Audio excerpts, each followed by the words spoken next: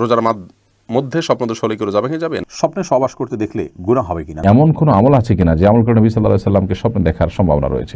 স্বপ্নে সিজদা করতে দেখলে কি করণীয়? স্বপ্নে প্রতিনিয়ত শারীরিক সম্পর্ক করা দেখা, নাজায়েজ সম্পর্কের সাথেও জেনা করা দেখলে কি হবে? আমি খারাপ স্বপ্নে দেখি এখন কি করা যায়?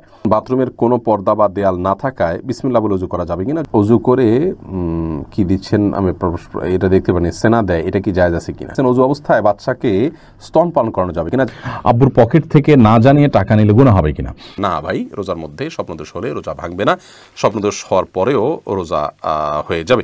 স্বপ্নে সহবাস করতে দেখলে গুনাহ হবে কিনা? না, এর কারণে কোনো গুনাহ হবে না, কারণ এটি বান্দার ইচ্ছার দিন কোনো বিষয় নয়, বান্দার ইচ্ছাধীন বিষয় নয়, এমন বিষয়ের জন্য আল্লাহ তাআলা বান্দাকে পাকড়াও করবেন না। এমন কোনো আমল আছে কিনা যে আমল করে নবী সাল্লাল্লাহু আলাইহি সাল্লামকে স্বপ্নে দেখার সম্ভাবনা রয়েছে? নবী করিম সাল্লাল্লাহু আলাইহি সাল্লামকে আপনি স্বপ্নে দেখুন আর না দেখুন, নবী করিম সাল্লাল্লাহু আলাইহি ওয়াসাল্লামের সুন্নাহ যদি মেনে চলেন, তার আদেশ-নিষেধগুলো যদি আপনি মেনে চলেন, তাহলে সেক্ষেত্রে আপনি তার সাথে জান্নাতে থাকার সুযোগও তৈরি হতে পারে। যদিও নবী রাসূলুল্লাহ সাল্লাল্লাহু আলাইহি ওয়াসাল্লামের সাথে জান্নাতে থাকবার জন্য আলাদা কিছু আমল নবী সাল্লাল্লাহু আলাইহি ওয়াসাল্লাম রেকমেন্ড করেছেন, সেগুলো আমাদের করা উচিত। ইয়েতিমের লালন পালনকারী নবী সাল্লাল্লাহু আলাইহি ওয়াসাল্লামের কাছে থাকেন, আর অনেকে আছেন, তো সেগুলো আমাদের করা উচিত। নবী আলাইহিস সালামকে স্বপ্নে দেখা গেল কি গেল না, এর উপরে মানুষের জান্নাত জাহান্নাম আসলে নির্ভর করে না। অতএব ইম্পর্টেন্ট যে বিষয়টা, সেটাতে আমাদের ফোকাস করা উচিত এবং সেদিকে মনোযোগী হওয়া উচিত এবং সেই জন্য সচেষ্ট হওয়া উচিত। এর পাশাপাশি নবী আলাইহিস সালামকে স্বপ্নে দেখার তামান্না, আকাঙ্ক্ষা লালন করাটা দোষের না। তো আপনি বেশি বেশি সুন্নাহকে মেনে চলবেন, দুরূদ বেশি বেশি করে পড়বেন, ইনশাআল্লাহ বিদিনিল্লাহ নবী আলাইহিস সালাম এর সাথে আপনার স্বপ্নে সাক্ষাৎ হয়ে যেতেও পারে। নবী করিম সাল্লাল্লাহু আলাইহি সাল্লামকে যদি কেউ স্বপ্নে দেখে, তিনি আসলে নবী সাল্লাল্লাহু আলাইহি সাল্লাম কি দেখেছেন কিনা, এটা নিয়ে উলামায়ে কেরামের মধ্যে দুটি ব্যাখ্যা আছে। অনেক উলামায়ে কেরাম বলেছেন, আমরা যারা নবী সাল্লাল্লাহু আলাইহি সাল্লামকে দেখি না তিনি কেমন, তারা এখন নবী সাল্লাল্লাহু আলাইহি সাল্লামকে স্বপ্নে দেখেছি যদি এমনটি মনে হয় স্বপ্নের মধ্যে, তাহলে এই স্বপ্নটা সত্য হতে পারে, মিথ্যা হতে পারে। এটা একদল উলামায়ে কেরাম বলেন। আর অন্য দল উলামায়ে কেরাম বলেন যে না, নবী সাল্লাল্লাহু আলাইহি সাল্লামকে স্বপ্নে দেখেছেন কেউ, মনে হয় তিনি নবী সাল্লাল্লাহু আলাইহি সাল্লাম কি স্বপ্নে দেখেছেন, হতে পারে একজন একভাবে দেখেছেন। কারণ হাদিসে আসছে নবী সাল্লাল্লাহু আলাইহি সাল্লাম বলেছেন, শয়তান আমার আকৃতি ধারণ করতে পারে না। শয়তান স্বপ্নে নবী সাল্লাল্লাহু আলাইহি সাল্লামের আকৃতি এসে আপনাকে বিভ্রান্ত করবে, আকৃতি ধরে, এই সুযোগটা নেই। তো এই হাদিসের ব্যাখ্যা অবশ্য প্রথম মতের উলামায়ে কেরাম বলেন যে এটি নবী সাল্লাল্লাহু আলাইহি ওয়াসাল্লামের জীবদ্দশা যারা তাকে স্বপ্নে দেখেছেন। কারণ এই হাদিসের আগের অংশ দেখলে আমরা দেখি যে স্বপ্নে দেখার বিবরণ শোনার পর নবী সাল্লাল্লাহু আলাইহি ওয়াসাল্লাম এটি বলেছেন। তার সময় কেউ স্বপ্নে দেখেছেন, তো তিনি নবী সাল্লাল্লাহু আলাইহি ওয়াসাল্লামের চেহারা জানেন, আবার স্বপ্নেও দেখেছেন, তার জন্য প্রযোজ্য যে নবী সাল্লাল্লাহু আলাইহি ওয়াসাল্লামের অবিকল চেহারাটা শয়তান নকল করতে পারে না। যাই হোক, তো এটা ভিন্ন বিষয়, যেটা নিয়ে মতপার্থক্য আছে। বাট সুন্নাহর উপর আমল এবং অধিক পরিমাণ দুরূদ পাঠ করা এটা কর্তব্য, এবং এর মাধ্যমে নবী সাল্লাল্লাহু আলাইহি ওয়াসাল্লামের সাথে আপনার সুনিবিড় সম্পর্ক তৈরি হবে ইনশাআল্লাহ তাআলা। স্বপ্নে সিজদা করতে দেখলে কি করণীয়? বিশেষ কোনো করণীয় নেই। স্বপ্নে সিজদা করতে দেখেছেন, ভালো, আলহামদুলিল্লাহ, সিজদার প্রতি বিশেষভাবে গুরুত্ব দিবেন আপনি। স্বপ্নে প্রতিনিয়ত শারীরিক সম্পর্ক করা দেখা, নাজায়েজ সম্পর্কের সাথেও জেনা করা দেখলে কি হবে?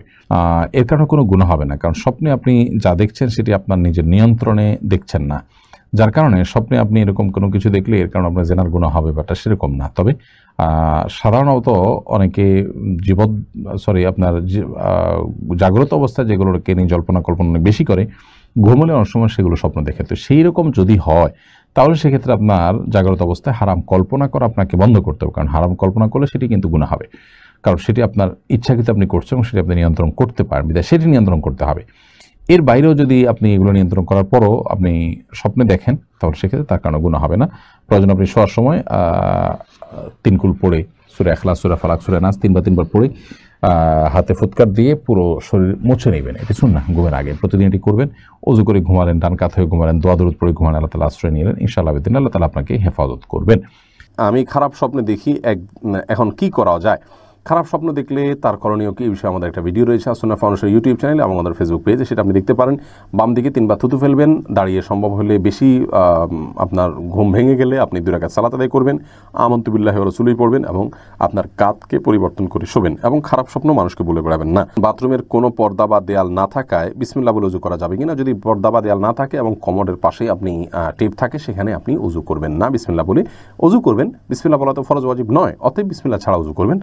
আর বাহির থেকে বিসমিল্লাহ বলে যদি ভিতরে ঢুকে অজু করেন, তাহলে সেটাও করতে পারেন, অথবা বাহির থেকে বিসমিল্লাহ বলে বেসিন বা অন্য কোথাও হাতটা ধুয়ে কুলি করে কথার কথা বাকি কাজগুলো আপনি ভেতরে গিয়ে পড়লেন, সেখানে আল্লাহর নাম নিলেন না, সেটা উচিত।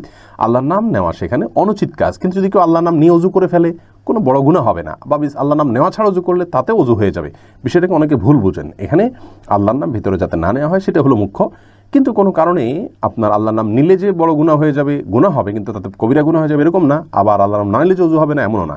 উচিত হলো এরকম জায়গায় অজু না করে বাহিরের থেকে অজু করে যাওয়া, বা হাত মুখ ধুয়ে ভেতরে গিয়ে শুধু পাওয়াটা ধোয়া, যদি বাইরে সেই ব্যবস্থা থাকে। আর না থাকলে ভিতরেই করবেন, বিসমিল্লাহ মনে মনে বলবেন, কোনো অসুবিধা নেই। অজু করে কি দিচ্ছেন আমি এটা দেখতে পারি, সেনা দেয়, এটা কি জায়েজ আছে কিনা? অজু করে স্নো, সম্ভবত যদি স্নো হয়ে থাকে তাহলে সেক্ষেত্রে আমরা বলবো যে হ্যাঁ, স্নো ব্যবহার করতে কোনো অসুবিধা নেই, অজু করার পরে স্নো ব্যবহার করা যাবে। অজু অবস্থায় বাচ্চাকে স্তন পান করানো যাবে কিনা? যাবে, কোনো অসুবিধা নেই। অনেক মেয়েরা মনে করে যে দুধ দান করলে, সন্তানকে দুধ পান করালে অজু ভেঙে যাবে, এটি ভুল ধারণা। আব্বুর পকেট থেকে না জানিয়ে টাকা নিলে গুনাহ হবে কিনা? বাবার পকেট থেকে সন্তান যদি না জানিয়ে টাকা নেন তাহলে সেক্ষেত্রে যদি বাবা এবং সন্তানের মধ্যে একরকম বোঝাপড়া থাকে যে বাবা সন্তানকে পকেট থেকে এই সময় টাকা নিতে অনুমতি দেন, বা এই ইস্যুতে টাকা নিতে চাইলে বাবা নিতে বলেন, এবং বাবা যদি এখন জানেন তাহলে তিনি অসন্তুষ্ট হবেন না, এই পর্যায়ে বোঝাপড়া থাকলে ঠিক আছে, এটা নেওয়া যাবে।